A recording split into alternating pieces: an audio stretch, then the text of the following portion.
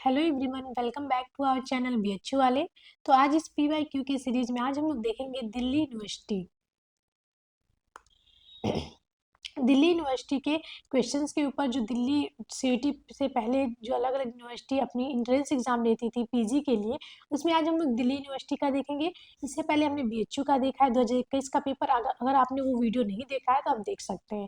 तो आज इसमें हम लोग कुल 100 क्वेश्चन को देखेंगे और देखेंगे कैसे क्वेश्चन दिल्ली यूनिवर्सिटी ने पूछा हुआ है। तो चलिए चलते हैं क्वेश्चन की तरफ।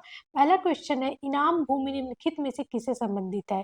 किसानों को भूमि अनुदान, कुलीनों को भूमि अनुदान, धार्मिक संस्थाओं को भूमि अनुदान, सैनिकों को भूमि अनुदान। तो जो इनाम भूमि होती है वो धार्मिक संस्थाओं की भूमि अनुदान से संबंधित है। दूसरा क्वेश्चन अगर हम लोग देखें तो यहाँ पे निम्नलिखित में से कौन सा राज्य दिल्ली सल्तनत से अपनी स्वतंत्रता का दावा करने वाला प्रथम राज्य था? देखेंगे दिल्ली सल्तनत के टाइम पीरियड में बहुत सारे जो है कि राज्य स्वतंत्र हो गए थे। तो उसमें से देखेंगे कौन सा ऐसा राज्य था जो कि अपनी स्वतंत्रता का पहला दावा करता है। तो वो देखेंगे, तो इस टाइम हम लोग देखेंगे यहाँ पे जौनपुर जो है कि स्वतंत्र हो गया था दिल्ली सल्तनत में। और मलिक शर्की जो है, मलिक सरोवर, वो देखेंगे जौनपुर है इसका। ठीक है, दूसरा अगर देखें, दूसरा क्वेश्चन है, निम्नलिखित में से कौन सा साहित्यिक स्रोत मुख्य रूप से कुतुबुद्दीन ऐबक से संबंधित है? इसमें से कौन सा स्रोत है? खजानुल फुतूह, तहकीक हिंद, ताजुल मासीर, तुर्कानी चलगानी। कौन सा जो है कि कुतुबुद्दीन ऐबक से संबंधित है? तो वो आपका है, कौन सा है? तो ये आपका ताजुल मासीर, हसन निजामी की ये पुस्तक है, हसन निजामी। ठीक है, इसका दरबारी भी होता है। दूसरा देखेंगे, हुसैन शाही, वेट,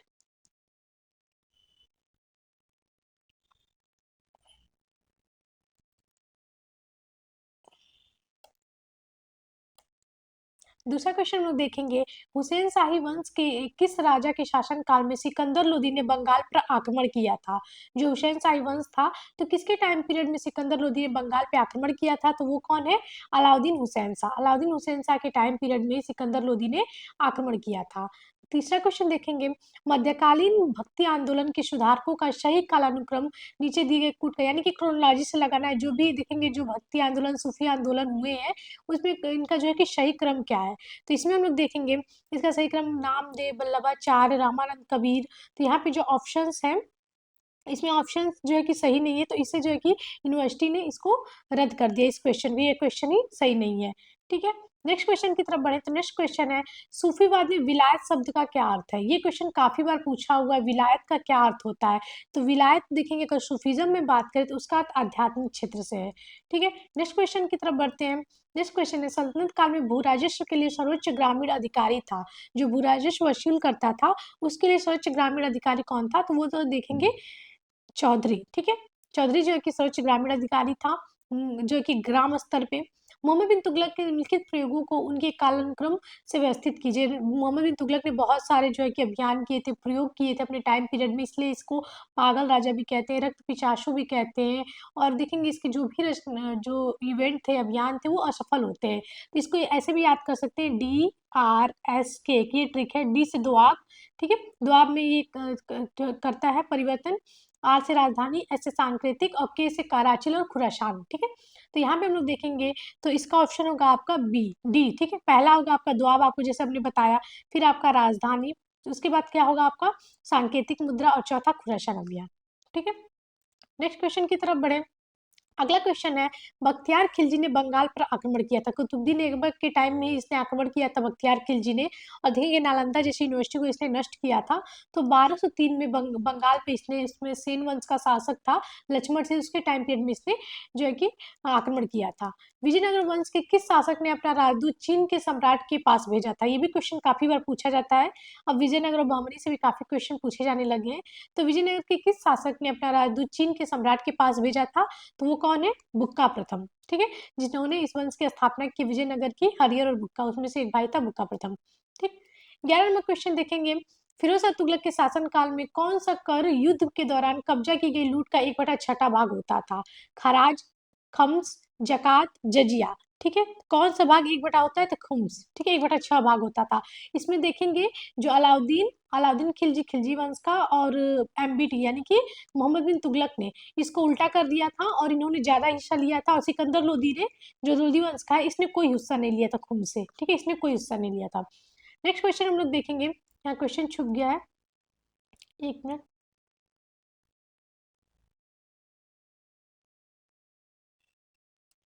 ठीक है, उसका वो ऑप्शन ही नहीं दिया है। ठीक है, नेक्स्ट देखते हैं क्वेश्चन।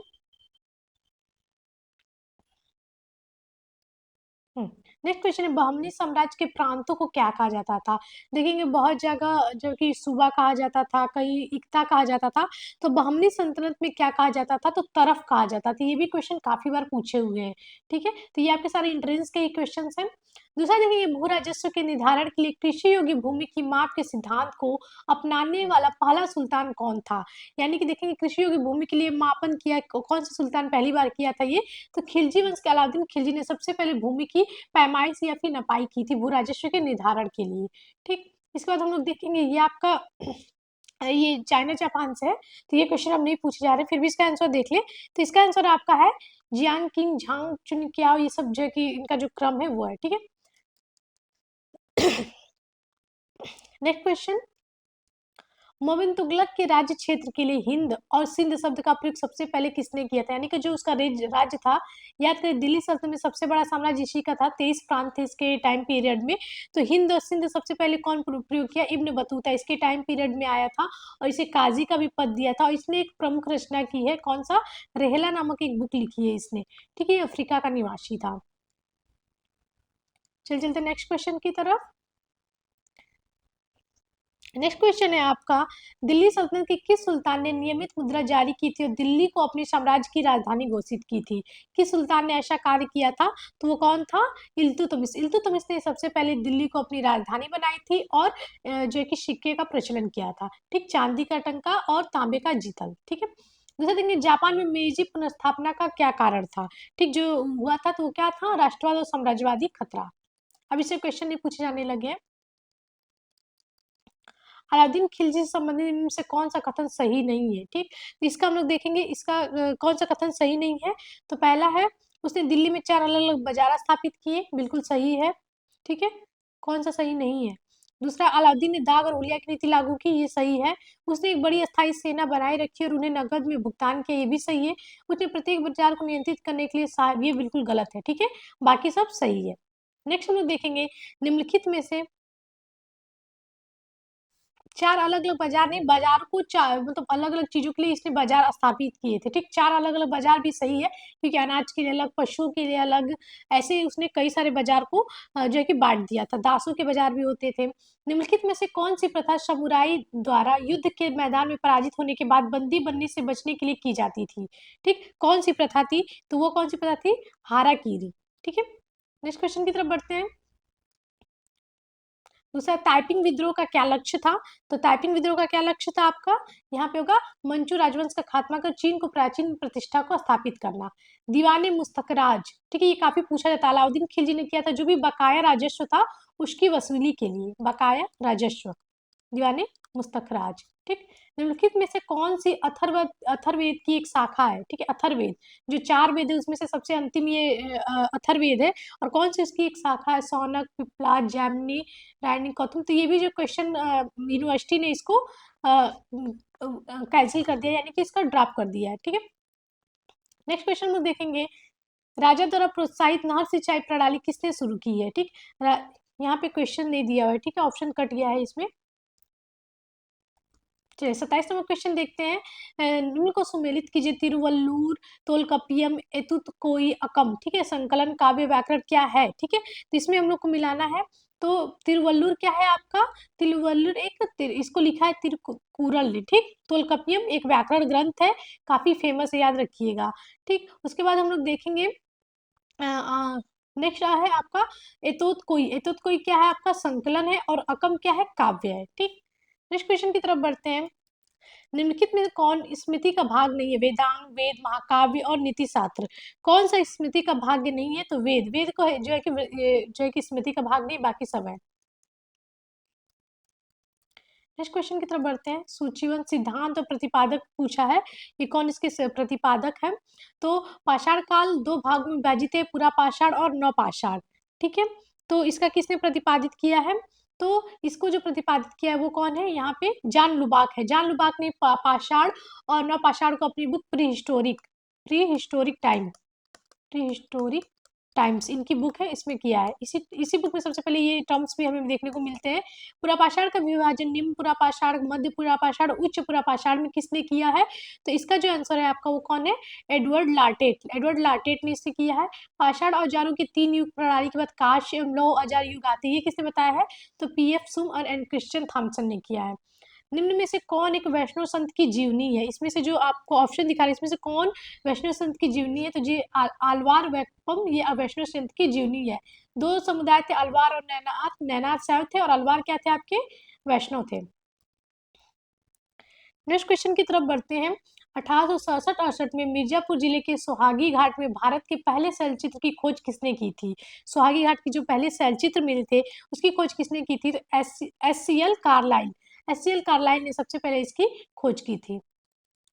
पुरातत्व के लिए, आर्कियोलॉजी के लिए कार्बन डेटिंग जो निर्धारण किया जाता था तिथियों के लिए, इसका प्रयोग कब से शुरू हुआ? कार्बन डेटिंग का कब से शुरू हुआ? तो 1949 में सबसे पहले इसका जो है कि प्रयोग शुरू हुआ था। नेक्स्ट है आपका मैचिंग से 26 नंबर क्वेश्चन आप देख रहे होंगे। तो 26 नंबर क्वेश्चन, विनय पिटक। विनय पिटक क्या है आपका? पतिमुख। ठीक है, इसका इसे मिलाएंगे। दूसरा देखेंगे, दूसरा क्या है आपका? अवदान। अवदान क्या है आपका? दिव्यावदान। उसके बाद हम लोग देखेंगे ललित विस्तार सर्वस्तित्ववाद से संबंधित है, खुद्दक निकाय, धम्मपद। ठीक।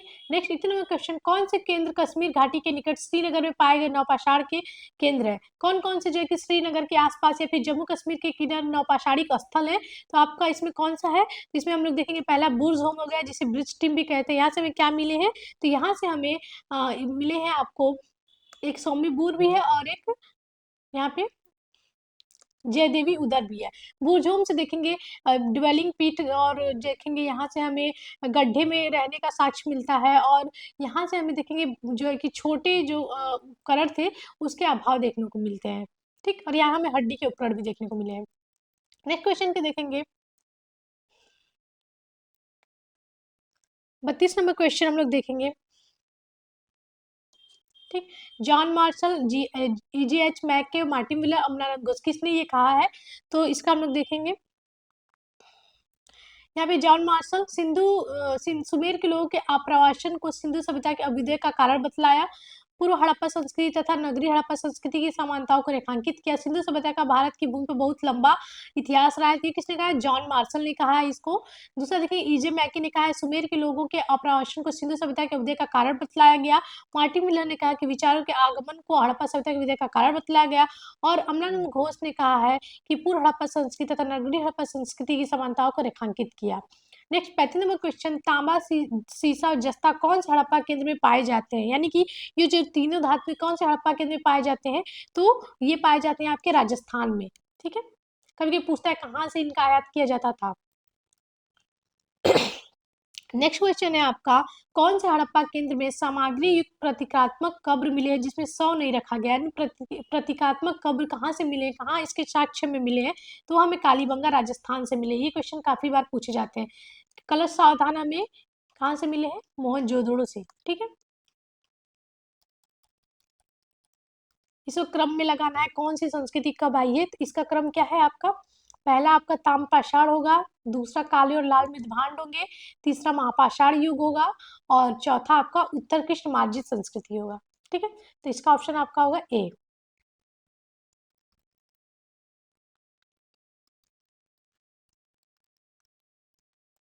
33 नंबर क्वेश्चन, कौन से हड़प्पा केंद्र में राइनो या फिर गैंडो की हड्डियां मिली हैं? जो राइनो होते हैं उनकी हड्डियां हमें कहाँ मिली हैं? तो आमरी से मिली है हमें। ठीक, नेक्स्ट हम लोग देखेंगे, ये हमें मिलाना है, मैचिंग से क्वेश्चन है। तो इसमें देखेंगे कौन किससे सम्मिलित है। तो निरुक्त, निरुक्त क्या है? शब्द साधन है। शिक्षा फोनोटिक्स से है, और कल्प, कल्प देखेंगे तो कल्प अनुष्ठान। ठीक है, और व्याकरण ग्रामर। ठीक है, नेक्स्ट क्वेश्चन, मनके बनाने की कार्यशाला और उनके औजार, भट्टियां और आधे अधूरे बने मनके कहाँ पाए गए? ये क्वेश्चन काफी बार पूछे गए हैं। तो ये कहाँ पाए गए हैं आपके? एक तो लोथल से, दूसरा चनहुद्रो से। इसे औद्योगिक केंद्र भी बोलते हैं, हड़प्पा का औद्योगिक केंद्र, औद्योगिक शहर भी कहा जाता है हड़प्पा का। कौन से उपनिषद के अनुसार यौगिक क्रियाएं ब्रह्मा की प्राप्ति के लिए आवश्यक है? कौन से उपनिषद में ये वर्णित है? तो श्वेताश्वर उपनिषद में ये वर्णित है। ये सारे एंशिएंट से क्वेश्चन है। 40 नंबर क्वेश्चन हम लोग देखेंगे। इसमें दिया हुआ है आपका मैचिंग के लिए ऐत्रेय ब्राह्मण, तो इसमें देखेंगे 10 पुरुष राज्य का वर्णन है, ठीक है। दूसरा यजुर्वेद, यजुर्वेद का हम लोग देखेंगे तो वंश नर्तनी। दूसरा ऋग्वेद, ऋग्वेद में पुरुष सूक्त है। और शतपथ ब्राह्मण विदेह माधव की कथा शतपथ ब्राह्मण में है, ठीक। नेक्स्ट क्वेश्चन की तरफ बढ़ते हैं। 43 क्वेश्चन देखेंगे। हेलोट्री प्राचीन में प्रचलित गुलामी का एक रूप था। यहाँ पे क्या फील होगा, गुलामी का एक रूप था, तो वो क्या था, तो वो आपका था स्पार्टा।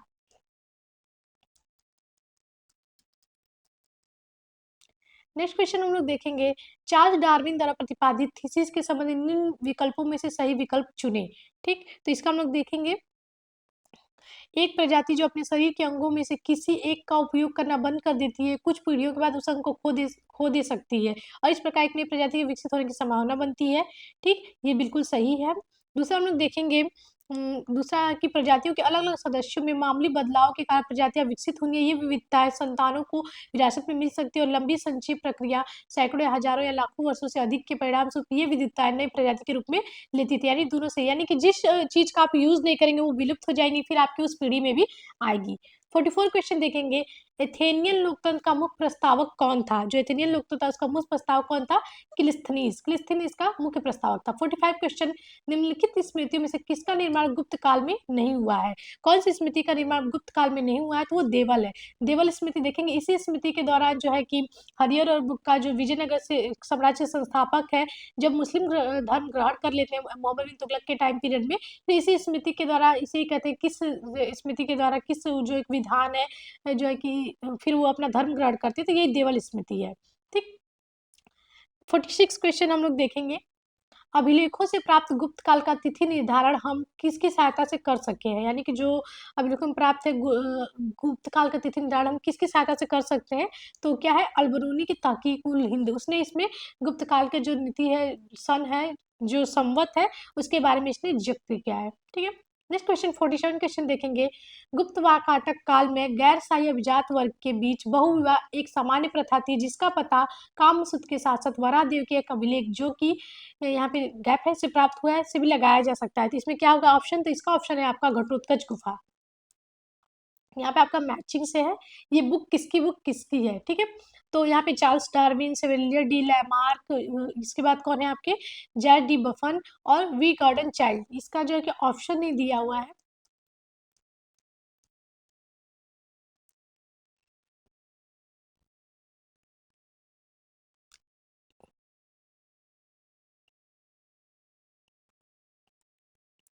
इसका आंसर नहीं दिया हुआ है।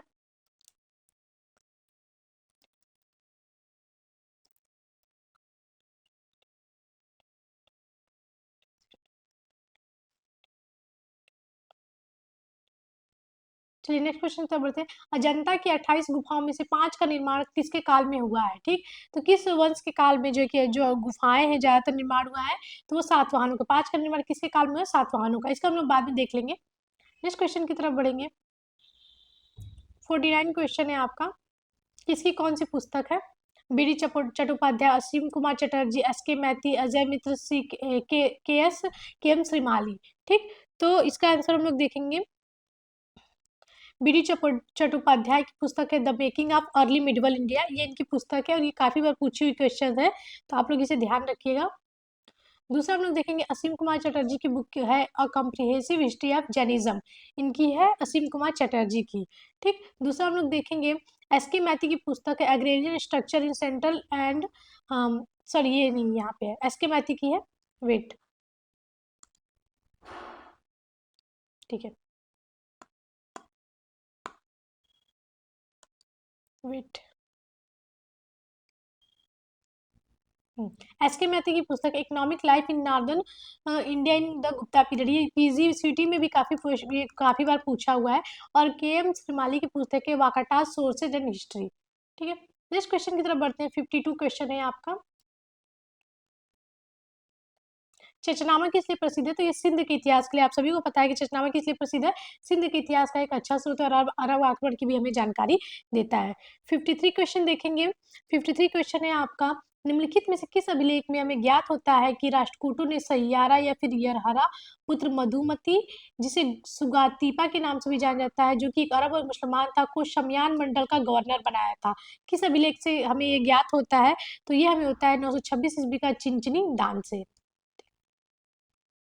54 क्वेश्चन, निम्नलिखित में से किसने सबसे पहले कन्नौज को धर्मपाल से छीन लिया था?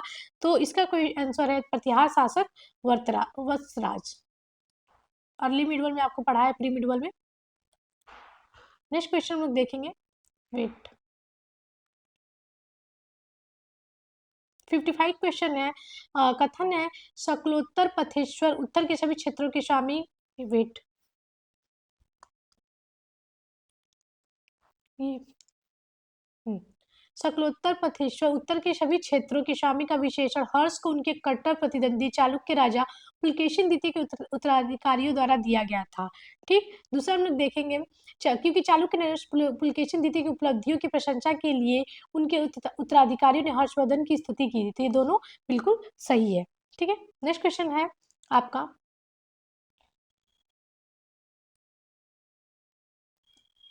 देवगढ़ का दशावतार मंदिर, नचना कुठार का महादेव मंदिर, भीतरगांव का मंदिर, बोधगया के महाबोधि के मंदिर की सामान्य विशेषता निम्नलिखित में से क्या है? इन सबकी जो मंदिर है उनकी विशेषताएं क्या है? सब में क्या चीज कॉमन है? तो सभी में गर्भगृह के एक ऊंचे जो गर्भगृह एक ऊंचे शिखर से ढका हुआ है, जितने भी मंदिर है। तो इसे भी याद रखिएगा, ये भी काफी क्वेश्चन पूछा जाता है।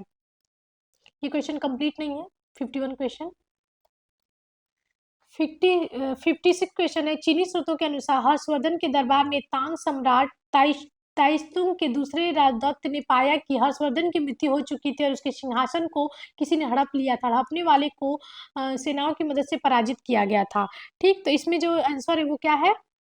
नेपाल और आसाम की सेनाओं की मदद से जो है कि हड़प लिया गया था। चरक संहिता में विभाजित है, चरक संहिता कितने खंड और कितने अध्याय में विभाजित है? तो आपका ये देखेंगे 8 खंड और 120 अध्याय। इंपॉर्टेंट है, याद रखिएगा। कभी कोई अर्थशास्त्र का भी पूछा हुआ है, सीटीपीजी ने अर्थशास्त्र कितने खंड और कितने अध्याय में विभाजित है, तो इसे ध्यान रखिएगा।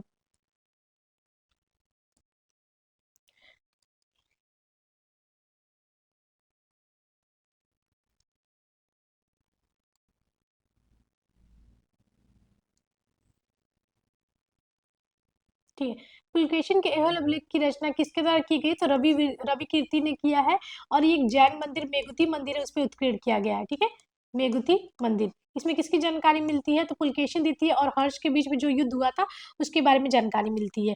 57 क्वेश्चन, जिसे यूनिवर्सिटी ने जो है कि कैंसिल कर दिया है, फिर भी कालिदास की इसमें कोई रचना आपको दिख नहीं रही है। दूसरा, नाट्य शास्त्र किसकी है? भरत मुनि की है। भरत की गले शूद्रक, निष्कटिकम और रावण वध ये भट्टी की है। बाकी इसमें से कोई जो है कि मैचिंग नहीं कर रही है, जबकि ये क्वेश्चन कैंसिल कर दिया गया, तो इसको आप लोग देख लीजिएगा।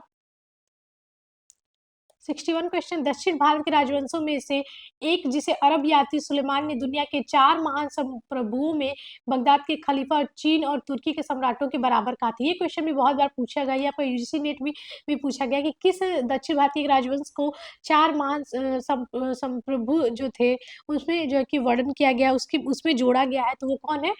यहाँ पे अमोघ वंश राष्ट्रकूट वंश के शासक थे। ठीक है, चोल सम्राट जिसने श्रीलंका के उत्तरी भाग पर विजय प्राप्त की और उसे अपने साम्राज्य का एक प्रांत बनाया हुआ था, यानी कि पहली बार किसने श्रीलंका को अपना भाग बनाया था? राजा, और पूरी तरह से किसने उसे अपने अधीन किया था? तो राजेंद्र प्रथम था उसका पुत्र। ठीक है, आर्यभट्ट के बारे में कौन सा कथन सत्य है? ठीक है, 58 क्वेश्चन है आपका। ब्रह्मांड के विषय में आर्यभट्ट सूर्य केंद्रित दृष्टिकोण रखते थे। आर्यभट्ट का मानना था कि ग्रहण राहु और केतु राशियों के कारण होता है। ठीक, नेक्स्ट आपका है, आर्यभट्ट ब्रह्मांड के विषय में पृथ्वी केंद्रित दृष्टिकोण रखते थे और उन्होंने सही ढंग से समझाया कि ग्रहण चंद्रमा की पृथ्वी की छाया में या पृथ्वी और सूर्य के बीच आने के कारण होता है। तो ये बिल्कुल सही है, बाकी सब गलत है। फारस और अरब के साथ चोल व्यापार में सिराफ बंदरगाह का क्या महत्व था? ठीक है, फारस और अरब के साथ चोल व्यापार में सिराफ बंदरगाह का क्या महत्व था? तो इसमें हम लोग देखेंगे, यहाँ घोड़े की खरीद का मुख्य बाजार था, गलत। यहाँ भारतीय वस्तु की सबसे अधिक मांग थी, गलत। यह फारस और अरब जाने वाले जहाज का पाला पड़ा था, गलत।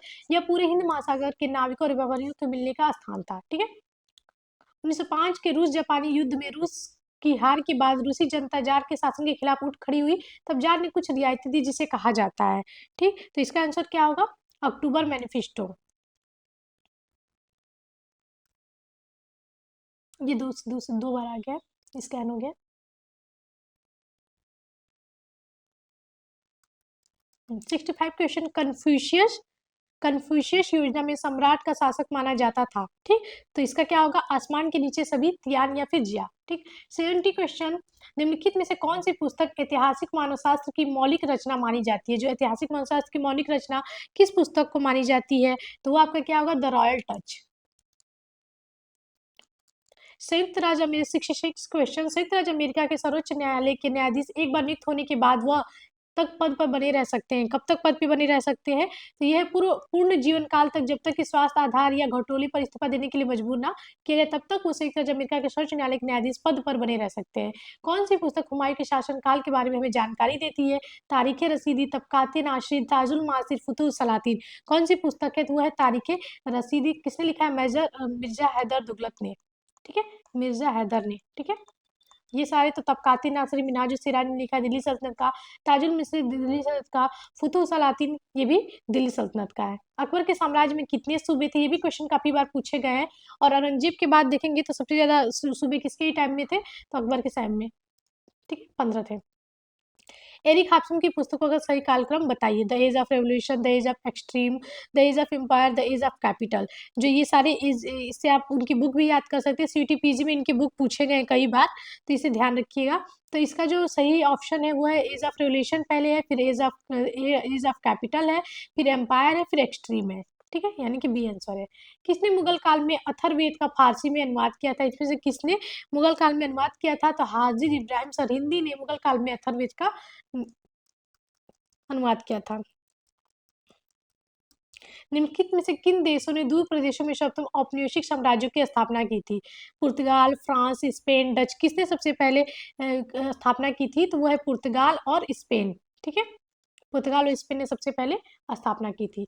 अकबर के काल में निम्न अवसरों का सही कालक्रम, दाग और चेहरा, बहुत सारे इसने भी सुधार किए थे अकबर ने, तो उनका कालक्रम क्या है, ठीक। तो पहला उसने क्या किया था? तो इसने पहले जजिया हटाया, ठीक। जजिया के बाद उसने दाग और चेहरा किया। दाग और चेहरा के बाद हम लोग देखेंगे इसने मजहर जो 1579 में था उसे किया। उसके बाद क्या किया? इलाही की घोषणा की, जो दीन इलाही उसने धर्म की थी उसे घोषणा की। फिर जात और सवार की दोहरी जो मनसबदारी व्यवस्था थी उसे शुरू की थी, ठीक। किसके अनुसार 16वीं सदी में भूमध्य सागर, इसका क्वेश्चन ही कंप्लीट नहीं है। नेक्स्ट है, भारत में पुर्तगालियों ने किस शहर को सबसे पहले अपनी राजधानी बनाई थी? तो इसका जो आंसर है वो क्या है आपका? कोचीन। कोचीन को सबसे पहले पुर्तगालियों ने अपना राजधानी बनाया। 76 क्वेश्चन हम लोग देखेंगे। पटवारी, पटवारी क्या होता था? तो पटवारी आपका हम लोग देखेंगे taluka, sorry wait,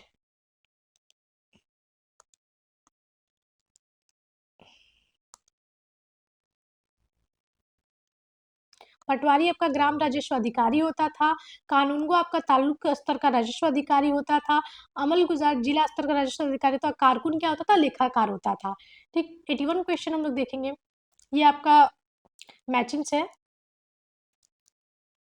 the language of political Islam in India, the princes of the Mughal empire, the an atlas of the Mughal empire, writing self writing empire, Chandrabhan Brahman and the culture world of the Indo Persian state secretary. Irfan Habib, Muzaffar Alam, Rajeev Kinra और मुंशी फारूकी। तो इसका answer क्या है? तो इसका होगा Muzaffar Alam. The language of political Islam in India, the princes of the Mughal empire, इसका मुनीश फारूकी। उसके बाद हम लोग देखेंगे राइटिंग सेल, सॉरी यहाँ पे बी का है ये, ठीक है, वेट।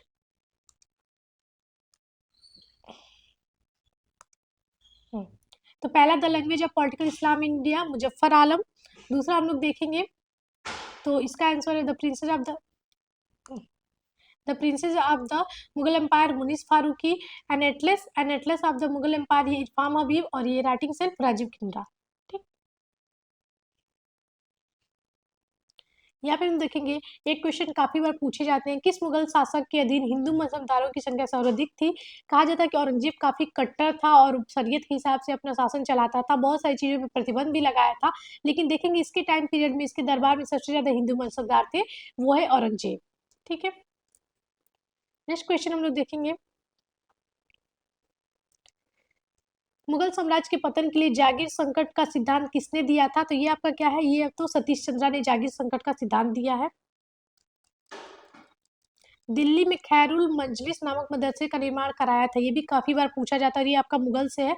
तो महामंगा ने खैरुल मजलिस का निर्माण यानी मदरसे का निर्माण किया था। कौन सी रचना दारा शिकोह द्वारा लिखी गई है? तो पहला तो मजमा उल बहरीन है, इसका मतलब होता है दो समुद्रों का मिलन, ये हिंदू और मुस्लिम पे लिखा गया है। दो समुद्रों का मिलन, मुगल काल शासक था, शाहजहां का पुत्र था। दूसरा आपका है दूसरा आपका क्वेश्चन ये है, एक तो बजरंग बली, दूसरा है कलीला और दिबना, हसनतुल आरफीन और आपका मजलम बहरीन, और एक आपका हसनतुल आरफीन और एक है सफीनतुल औलिया। ठीक है। कृषि संकट, पोर्टफोलियो कैपिटलिस्ट, सांस्कृतिक विफलता ठहरा और टिबिटी कमर्शलिज्म, ये जो सिद्धांत ये किसकी दी गई है? तो ये परिकल्पना है, फिर सिद्धांत कह ले, ये किसकी दी गई है? ठीक। जो कृषि संकट है वो देखेंगे मुगल जो है कि मुगल पतन के लिए दिया गया है। 18वीं सदी की जो कुछ देखेंगे हिस्ट्री है। तो पहला कृषि संकट आपको हमने बताया, कृषि संकट इरफाम हबीब, पोर्टफोलियो कैपिटलिस्ट संजय सुब्रमण्यम। उसके बाद हम लोग देखेंगे सांस्कृतिक विफलता ठहराव, अतहर अली ने दिया है, और टिबेटी कमर्शलिज्म डेविड लूडन ने दिया है, कमर्शलिज्म। नेक्स्ट क्वेश्चन आपका युद्ध और परिणाम है, बिलग्राम, घाघरा, खानवा, शामिल, इसका युद्ध और परिणाम क्या थे? ठीक, इसको देखना है। तो पहला बिलग्राम का जो युद्ध हुआ था वो किसके किसके बीच में हुआ था? तो वो शेरशाह और शेरशाह क्या था, हुमायूं की निर्णायक पराजय हुई थी बिलग्राम या कन्नौज का कह ले। दूसरा हम लोग देखेंगे घाघरा, घाघरा का युद्ध आप देखेंगे राजपूतों की राणा सांगा के नेतृत्व में बाबा के हाथों पराजय थी। तीसरा हम लोग देखेंगे यहाँ पे, सॉरी अफगान है यहाँ पे घाघरा का।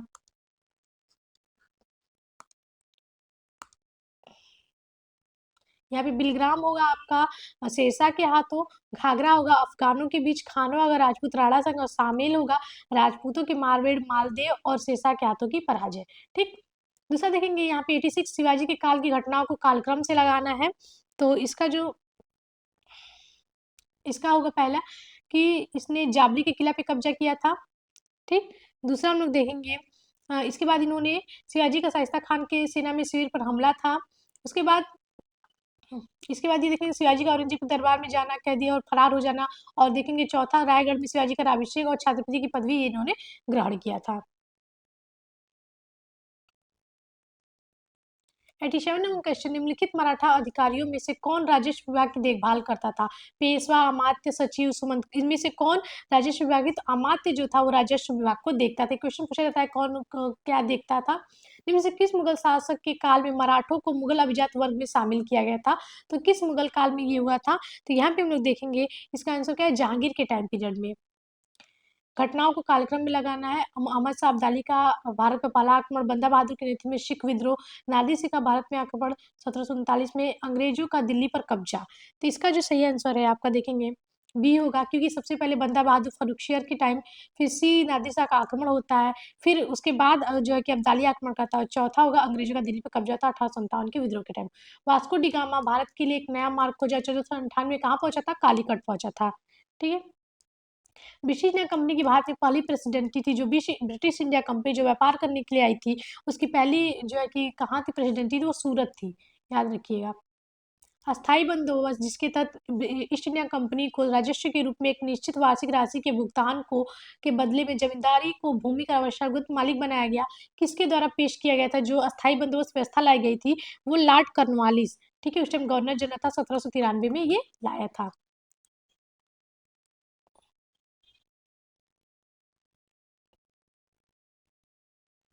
इसका क्वेश्चन नहीं है, अच्छा इसी का आंसर है। यहाँ पे ए बी और सी होगा। ठीक है। मद्रास सूरत हुगली। किस स्थान पर महात्मा गांधी ने अपना अंतिम उपवास किया था? जो उन्होंने अंतिम उपवास किया था किस स्थान पे किया था? तो दिल्ली में महात्मा गांधी ने अपना अंतिम उपवास किया था। किसने ब्रिटिश इंडिया कंपनी के नौकरों द्वारा अपने निजी व्यापार के लिए दस्तक के उपयोग पर रोक लगाई थी? किसने ये किया था? तो यहाँ पे देखेंगे वॉरेन हेस्टिंग सबसे पहले आता है और दस्तक के उपयोग पे रोक लगाता है। तो इन्हीं के टाइम पीरियड में देखिए 1773 में रेगुलेटिंग एक्ट भी आता है।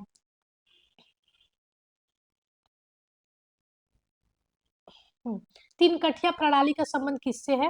तो यहाँ पे हम देखें तीन कठिया प्रणाली, और ये देखेंगे किस मूवमेंट से है। तो ये आपका चंपारण, जिसे गांधी जी ने नेतृत्व किया था, और ये बिहार के चंपारण में तीन कठिया प्रणाली थी, नील की खेती से संबंधित थी। 98 क्वेश्चन, सॉरी, 1944 में भारत बर्मा सीमा पर हमले का नेतृत्व करने वाला भारतीय राष्ट्रीय सेना के कमांडर कौन थे? तो इसका आंसर क्या है? कैप्टन शाहनवाज खां थे इसके कमांडर। भारत में शिक्षा के लिए 1 लाख रुपए का आवंटन किस अधिनियम के द्वारा, किस चार्टर एक्ट के द्वारा किया गया था? तो ये था 1813 के चार्टर एक्ट में, और इसका यूज 1833 में किया गया था। साहित्य के लिए था। भारतीय राष्ट्रीय आंदोलन के दौरान निम्नलिखित घटनाओं पर विचार करें, उन्हें कालक्रम से लगाएं, यानी कि कौन सा घटना कब हुआ था, इस पे हमें लगाना है। तो पहले हम लोग देखेंगे पार्लियामेंट सुधार हुआ था, उसके बाद हम लोग देखेंगे मार्टेगू चेम्सफोर्ड सुधार, फिर उसके बाद दांडी आंदोलन, और फिर देखेंगे यहाँ पे आपका भारत छोड़ो आंदोलन 1942 में हुआ था। 94 क्वेश्चन, कौन सी रचना सर सैयद अहमद खान से संबंधित नहीं थी? ठीक है, तो इसका जो आंसर है वो क्या है? अल हिलाल। अल हिलाल इनकी रचना है, बाकी ये सारे इनके रचना है। ये आपके 1857 की क्रांति से रिलेटेड है। 95 क्वेश्चन हम लोग देखेंगे।